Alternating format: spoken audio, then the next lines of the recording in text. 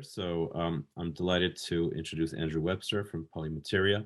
Polymateria is a groundbreaking company focused on tackling the plastic pollution problem. So maybe I can hand it over to Andrew. Thank you. Thank you very much, and good morning, everybody. Delighted to be here. I'm going to share my screen and talk a little bit about our business.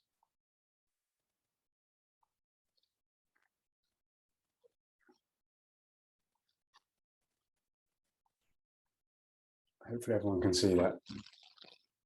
Okay, so we are a UK business headquartered here in London. We have our labs in the Imperial Innovation Centre of Imperial College. We're not a spin out of an Imperial, but we do have a very deep partnership with them. We sponsor a series of PhDs. We do a lot of work with them on two of our UK innovation grants, and they're a very important partner of what we do. We have a world-class board. Our chairman is Mark Bolland, who's former chairman and CEO of Marks and Spencer's, former CEO of Morrison's, sits on the board of Coca-Cola and IAG and Blackstone Partners. Frederick Demevius is the family of InBev of AB InBev, Jonathan Seif, and Simon Sussman, who is the former chairman of Woolworths South Africa and now chairman of Virgin Active. Our management team are based up of a series of former executives from BT. So we have the former Chief Sustainability Officer of British Telecom, the former Head of Advocacy and Regulation for International at Tesla, and our Chief Commercial Officer is the former packaging lead for Borouge, which is the joint venture between Borealis and ADNOC based out of Singapore. We're focused on introducing our technology into polyolefin plastics. Polyolefins are the most common types of plastics that tend to be fugitive. And we develop all of our technology out of our labs in the UK. It's fully patented and is being published in multiple countries around the world. So what are we looking to solve? In any given year, there's about 150 million tons of packaging waste produced. And unfortunately, on average, 32% ends up in the environment. And that's largely because of mismanaged waste, not necessarily because people litter, but it's largely down to the mismanaged waste system. That means there's somewhere around 50 million tons ends up in the environment every year. So 32% is a huge number, but if you go to parts of Southeast Asia, by example, Malaysia, that number is as high as 63%, and that's a government number. So unfortunately, that number is actually probably even higher. In developed countries, the number tends to be in the single digits. And so our target market is going to be in the developing world, where we have multiple different programs already underway. So what have we developed? We're a master batch solution. So we fit directly into the value chain of manufacturing of plastics that happens today. So there's no impact, there's no additional capital requirement. We provide a stability phase to our technology where all of the active ingredients are essentially protected from the environment conditions that trigger the technology. And we can dial that up or down to give the plastic its normal utility. It's normally in film plastics, that tends to be around a year. In rigid plastics, it tends to be somewhere between 2 and 3 years. And during that time, because the product is still a polyethylene or polypropylene, it can still go into that recycling stream. And we've done lots of recycling tests to prove that we can do that. Once that stability phase wears off, what we then is the technology kicks in, and there are various different environmental triggers to that. And you get a rapid change, which is a chemical catalytic and co-catalytic reactions, which turn the plastic from that inert product down into something that's akin, from a chemical point of view, of a wax. And that is a recognizable food source for the bugs that exist everywhere between the two Arctic circles. And what they do is they consume the remaining carbon in that material for carbon dioxide, water, and biomass, leaving no ecotox issues whatsoever. And everything is tested to multiple different international standards. We're the only company in the world that's ever been able to show aerobic biodegradation across normal plastics. And what we did then is we went to the British Standards Institute And we worked with them to create a standard which was published in October 2020 that is now being adopted in multiple countries around the world. So this standard shows that you don't create any microplastics, that there is entirely full biodegradation in real world conditions using multiple different ISO and ASTM test methodologies that replicate those world conditions and prove that there's 100% biodegradation. So now we're taking that to, it's already published in parts of Eastern Europe. It's just been published in the Philippines. It's been, we're hoping to have it published in India by the end of this year and applied into legislation. And we're working across Thailand, Indonesia, Morocco, Ecuador, other parts of South Asia and beyond. There's about a dozen or so countries we're working at the moment. So we have a series of bullet points that we tend to show of how our technology has a range of credibilities. So the standard which we created with the BSI, which is one of the most credible standards institutes in the world, ensures there's no microplastics, no toxic substances, it's food safe, we have our food contact certificates, etc. We were also last year selected as a technology pioneer for the World Economic Forum. We are very scalable. We're not making a new material, we're just dropping into the current material process, and we're cost efficient. So roughly the end increase to the end packaging price is somewhere around 10 to 15% increase, depending on the complexity of that material, which compares entirely favorable to what would be deemed as competitive technologies. So things like compostables, where the resin prices alone can be 3 to 4 times the ingoing cost. Where do we sit? So we have multiple different partnerships across multiple parts of the industry.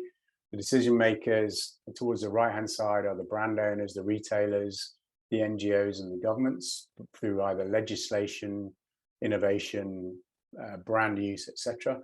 But our customers sit further back in the value chain. So we sell to the brand owners and retailers the innovation, but we actually contract with the master batch or converters, the converters being the manufacturers of those plastic products. So we have partnerships, we have global partnerships with Indorama, who are the world's largest PET producer, but they're also one of the world's largest non-woven producers. So we have a global exclusive contract with them to make fiber and non-woven products that are things like wipes, face masks, other hygiene products. We recently just integrated our technology into the resin pellet at source. So rather than dropping it into the manufacturing process like a color, we've recently just proved that we can put it into a resin pellet at source, which we did in industrial scale with Formosa Plastics, who are the #5 petrochemical company in the world. And then we're launching product. We've already launched products in 7-Eleven in Taiwan, and we'll be doing some products with AB InBev in Brazil towards the back end of this year. This is just a slide taken from Indorama Ventures Public Markets Day back in middle of February, where they announced our partnership as part of their strategic sustainability programs. They talked about the fact that our technology is the world's first biodegradable polyolefin solution, that they have great scale in their environmental conditions for their products. It's a joint ambition to create unique products for the hygiene market, and was announced in further slides as one of their key strategic growth partnerships. Other types of products that commonly would be associated with when things that our product can go activate in, and stuff we're making already to date or partnering with to date, are bakery products, stretch film, shopping bags, shrink wrap, BOPP, which is the shiny film you get around cigarette boxes, flower sleeves, twist wraps on confectionery. And then in the rigid polypropylene sector, things like takeaway containers, drinking cups and others. Some of them obviously are banned within Europe and other countries, but other places in the world, there's still a high volume of product being used. Market, the addressable market of which our technology can work in at the moment is 60 million tons of products. We dose our product at 2% by weight. which gives us an addressable market size for our product of 1.2 million tons. Our year 5 business plan is less than 0.5% of that addressable market, and shows a very strong revenue stream through that 5-year period, growing from about 3 million pounds turnover this year to about just over 80 million pounds in year 5. Use of funds. So we're raising 20 million sterling. Our last fundraise post money was 115 million sterling. We expect to be somewhere around between 80 and 100% increase on that previous valuation when we close. We're in discussions with a number of our industrial partners to be the cornerstone investor within the round. And then we're raising funds through high net worths and sustainability focused funds. We'll be using it to scale our sales team, regulatory ambitions, some marketing, and ongoing R&D.